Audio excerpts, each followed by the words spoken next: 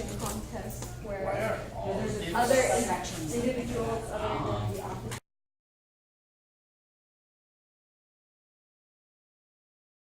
I know we're absent here today. No, I did not expect this. I know we want the children like, It's gonna work. there's paper in the back of the room where Caitlin is, line paper, you guys are gonna need that today. We're doing, we're gonna continue with the new college test review. We're running on each other. Like, Sure, or you use your notebooks that you carry with you. there you Or go. you use the floor. Okay, so this is Why must we sit on the ground?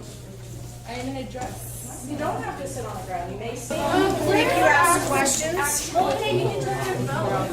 Right here. Make you ask questions. I'm gonna get in here with you. After we're bad.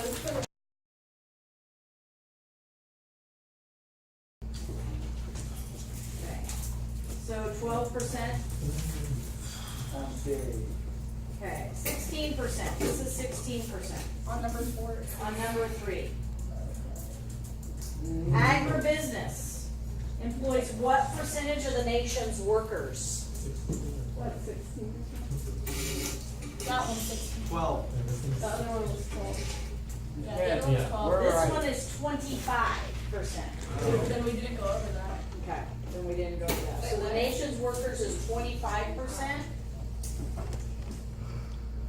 The American farmer can feed how many people? 103. So E, 103. Remember, you guys are all gonna take this test, so if you want to have any input, make sure you're looking at this. And what's the leading ag commodity in California? Dairy products, milk, dairy products. So it's, in this case, it's gonna be milk and cream is a dairy product, right? So milk and dairy products.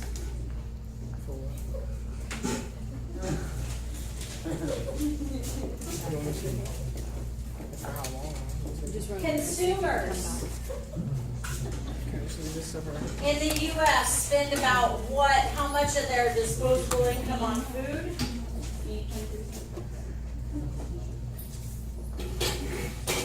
What? Oh, Okay. 10% on food. You guys might want to move to an edge. Just say if you three that are sitting out in the middle. Can I have you send me that shit, please? You next to it? Okay, the 4 functions of management, and I know we went over this yesterday, are what? Just file it. What are the 4 functions of management?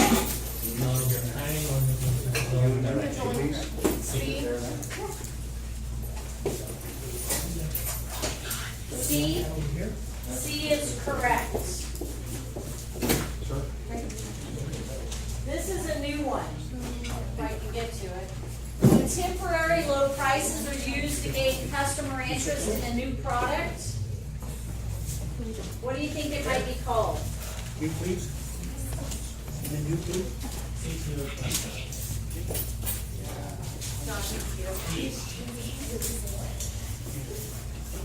What do you guys think?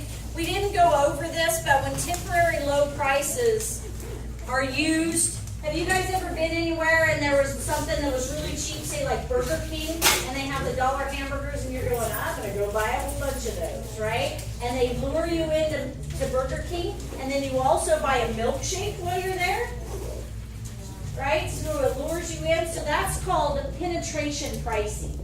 So penetration pricing, make sure that you guys write that down. That's what temporary low prices are called. What are they called? Penetration pricing. So you guys have all experienced that at some point, right? Okay. Number 10. Discount pricing is often based on what? Volume purchases where you buy a whole bunch. Think of cash and carry. Early price, early payment, early orders. All of the above? Okay, good. Now remember, on this test, not everything, all of the above works. Not every time does all of the above work. Discount pricing, all of those things. The most common method of retail pricing is what, do you think? So retail is your store. It's your Target, your CVS, your Safeway. See, it's competitive. So competitive pricing is, competitive pricing. Because if you think about it, here in Orland, we have CVS and Walgreens right across from each other, right? Yeah. Bill, and then the Dollar Tree, is that what it's called, Dollar General, right next door?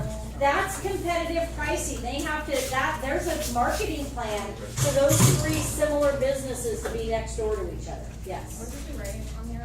You should be, yeah, that's why I said get a piece of paper. What if it's for that? No, it's. I'm for getting your tax. distracted. Be distracted. Focus up here. They're kind of hard. Okay. I'm a salute. Number 12, assigning duty, and we looked at this one yesterday, assigning duties, responsibilities, and authority are functions of controlling, planning, directing, or organizing. See, directing. Directing, see, directing, what does that sound like? Like, who wants to be a millionaire? See, directing. Me. And the last one here, job enlargement, so increasing either how many people are working or the job for an individual, and enrichment, which means making things good, are examples of what? Behavioral approach. Behavioral approach, good, or trickery, in the case of things I do. Okay, number 14, can you see it? There are two elements of good management, and they are what? So a manager, think of a manager. What does a manager do? Leadership and authority. Manager has leadership and authority. Reward the goal. It's leadership. Yeah. Leadership and authority. Because you have to know how to be able to like None of the above. without making yourself. Okay, how about, so yeah, leadership and authority is really important, and who's that working with, the leadership and authority? Your crew, right? Your employees. But what else does a manager have to do? They have to work with the product too, right? They have to know what the product is. They have to be able to work with the product. And so will that give you a better answer if they have to work with the product and the business as well as the humans? Any idea up here, folks? Eyes up here, trying to get an answer out of you. I think it's A. A. It is A, human and technical.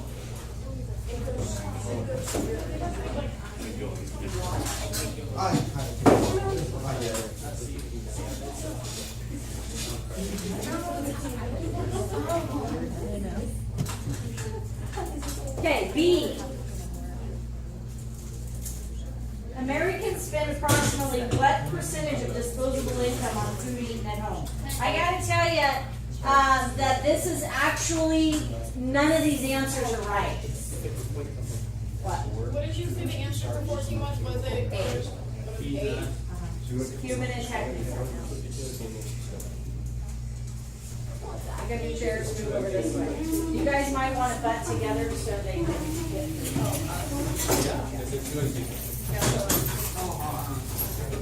Okay, so what percentage, Greg, do Americans spend on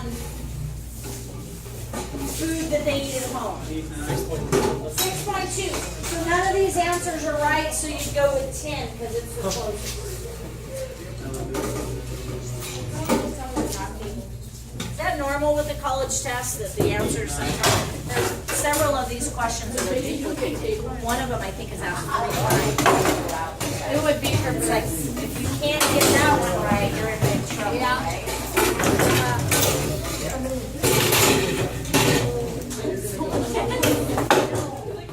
Okay.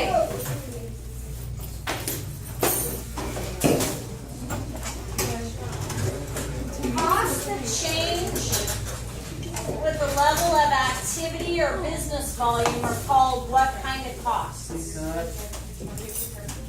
variable? Variable. Yeah, costs that change. Variable is change, right? Okay, so that's really important. So, and then the last question that I have for you guys today is the most important criteria is what in evaluating a loan application? Collateral. Oh, repayment capacity. Repayment capacity, can they pay it back? Yeah. Right, so repayment capacity.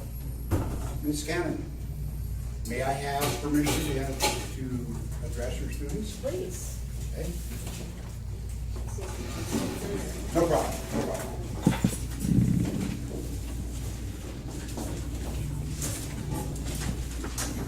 Everybody seated? Okay.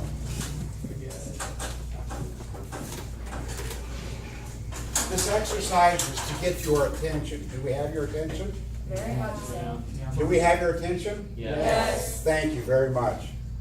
I'm Dennis James with local VFW. VFW stands for Veterans of Foreign Wars. All these guys here are the same, VFW members.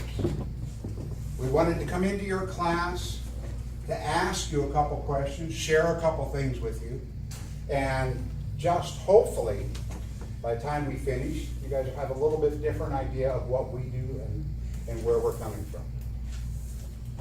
Number one, you have a 3-day weekend coming up. Does anybody know what this weekend is, or what? What is Memorial Day?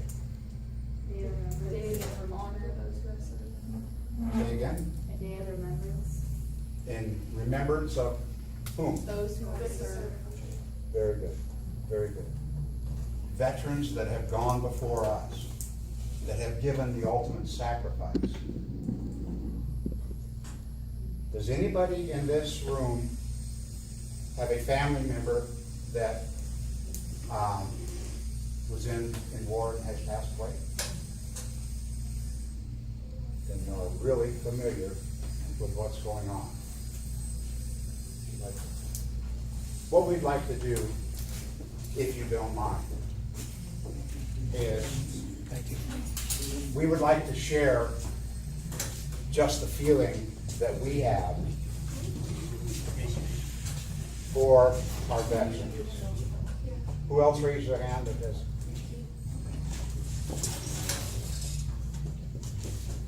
What we've done, we've just decided that we'd like to let you know that your sacrifice of your family member means a great deal to us. They sacrificed for was your freedoms. The reason for you coming in and having no tables and chairs was to get you thinking, number one, what's going on. Number two, you have rights and freedoms that are afforded you by the veterans that have given you these rights. You would not be able to go to the school of your choice. You'd not be able to do a lot of things if this country was not free, if we did not have people that were willing to give all. We, most all of us, I do believe all of us, are Vietnam veterans. We went, when our country called us, to war because we felt that we needed to make sure our freedoms were here for us. Sometimes we tend to lose that. We're hoping that we can get a hold of you, young people, and let you know, have you understand what our freedoms are about.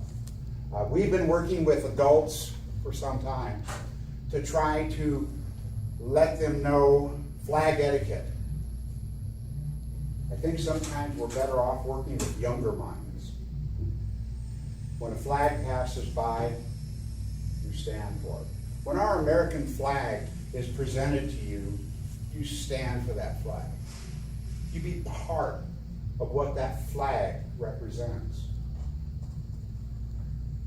This is just a little bit of a classroom program that was put on by your teacher, Tracy, and they asked us if we would like to be involved. At a drop of a hat, we said yes, to get a chance to talk to you guys. I have a really short poem, and I have copies of this, that I'd like to share with you. I have to take my glasses off so I can see it. And it just really for what I'm trying to present to you today. It is the veteran, not the preacher, who gives us freedom of religion. It is the veteran, not the reporter, who gives us freedom of the press. It is the veteran, not the poet, who gives us freedom of speech. It is the veteran, not the campus organizer, who has given us freedom of assembly. It is the veteran, not the lawyer, who has given us the right to a fair trial. It is the veteran, not the politician, who gives us the right to vote. I really hope that what we've been able to do is give you guys a little bit of insight on what veterans are doing for you, have done for you. When you see a veteran, somebody with a hat on like mine, or young veterans that are still in uniform, if you take a moment of time to thank them for their service, to thank them, it might mean very little to you. I guarantee it means a lot to them. It means a lot. Just the other day, I met a Vietnam veteran. I normally do the same thing, handshake, and we exchange names. And I told him, thank you for your service and welcome home. This guy stood there, tears started to come to his eyes, and he raised his hand like this. And he said, you're the fourth person who has told me welcome home. It's 40-some years. 40, 50 years now. Veterans today need to know that what they have done means something. We aren't doing this for shits and giggles. It means a lot to us. We hope someday it'll mean as much to you. Once you have children of your own and you've thought about your freedoms, about everything that's been able to be afforded you, you start working with these little monsters and raise them. Hopefully, you'll be doing the correct thing and letting them know what this flag means, what this country means, what freedom means.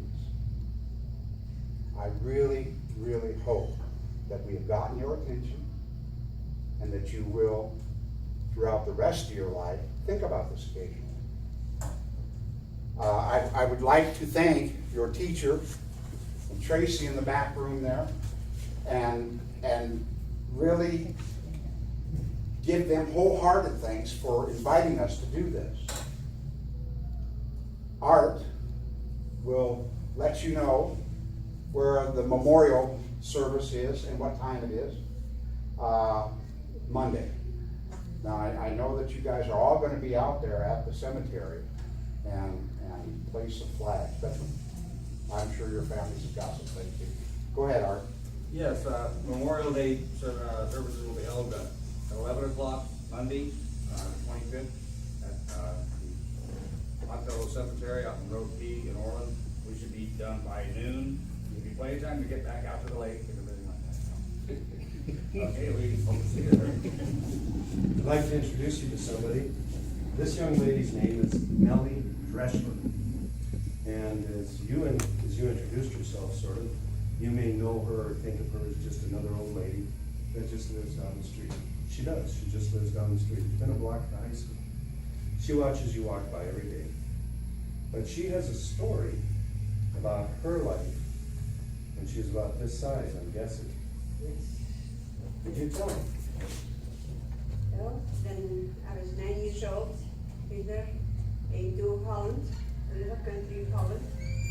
And I was 9 years old, and for 5 years we lost our freedom completely. We could go to school at certain hours, but we had very little freedom. And one is grateful for the military, is there's American and Canadian soldiers that came and freed us from Hitler. I will never forget it. I was 15 when I saw those American soldiers. And those American soldiers that mean everything to me, because they spent a lot of lives. There are many graves in Holland from the people that have been killed. And it was in 5 years that you had to be in the house at 8 o'clock at night. Couldn't get out of bed like 8 in the morning. We had no electricity. We had no radios, no phones, no nothing. We absolutely everything, all the freedom was taken away from us. And we were really very much for trying to take care of the Jews, because many Jews were, if they knew you were a Jew, you were killed right off the bat. And so we had a grocery store, and we sold some groceries to a family who was hiding 200 Jews.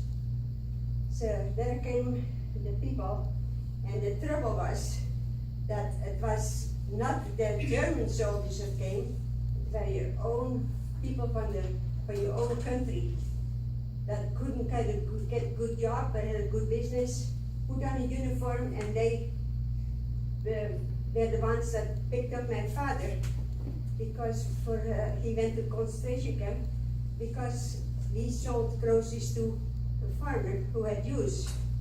And we knew that, everybody knew it.